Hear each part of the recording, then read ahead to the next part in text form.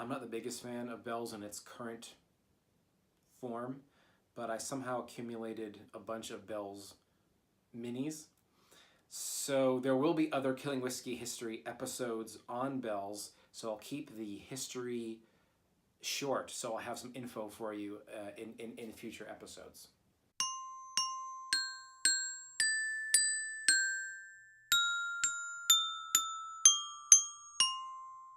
Bell's Blended Whiskey was started by Arthur Bell back in 1851.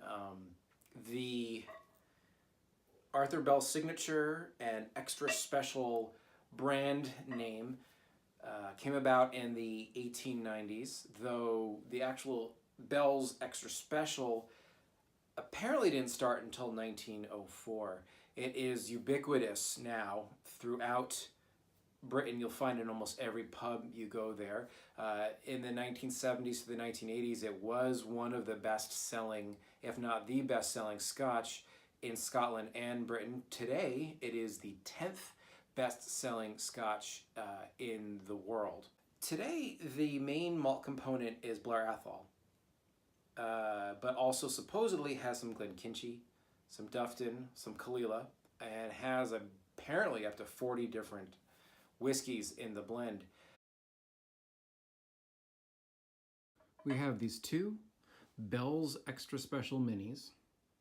Neither have an age statement. The first one here, it says 86 proof.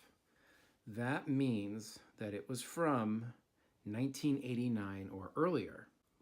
Right here, it says 50 milliliters.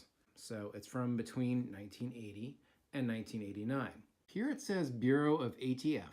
The Bureau of ATF tax stamp was used until 1983. So we've got us somewhere between 1980 and 1983. Now you also see on both sides it says distilled spirits and tax paid. Those notations were last used in 1982. So this bottle is from between 1980 and 1982. This is an older mini. You'll see the 86 proof, which puts it 1989 or earlier. And you'll see here the 1/10 pint, which puts it 1979 or earlier. Unlike the other mini, it does not say Bureau of the ATF, it says US Internal Rev.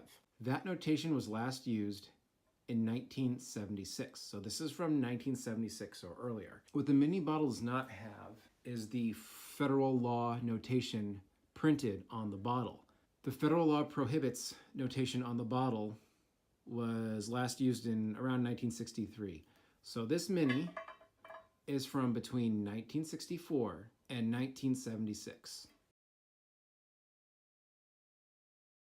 First is the 1980 to 1982 bottled Bell's Extra Special.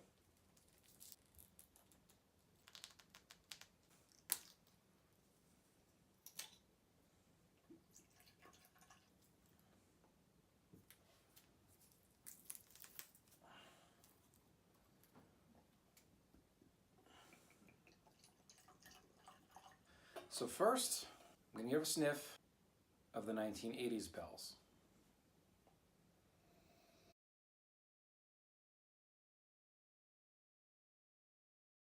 Turns out my camera shut off, missing my entire tasting. So I'm going to try to summarize the experience so far. The more recent Bell's is fruity and vibrant, full of pears and apples, a tiny bit of citrus, a touch of hay. It doesn't really have any big oak notes.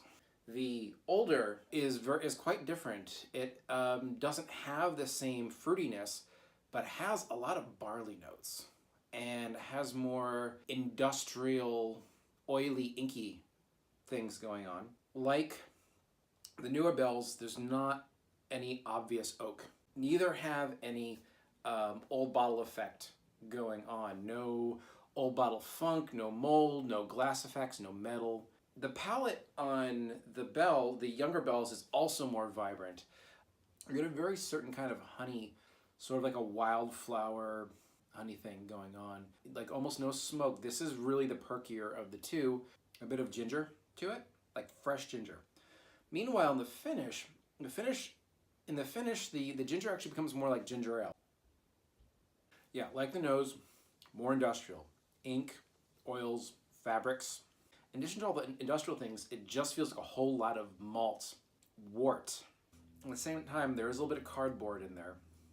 You do have dry herbs, mellow herbal bitterness running through the finish. In fact, that is most of the finish. It's a tiny bit of sweetness, a lot of herbal bitterness, a lot of maltiness. This had a fill level down here. This one had a perfect fill level up here.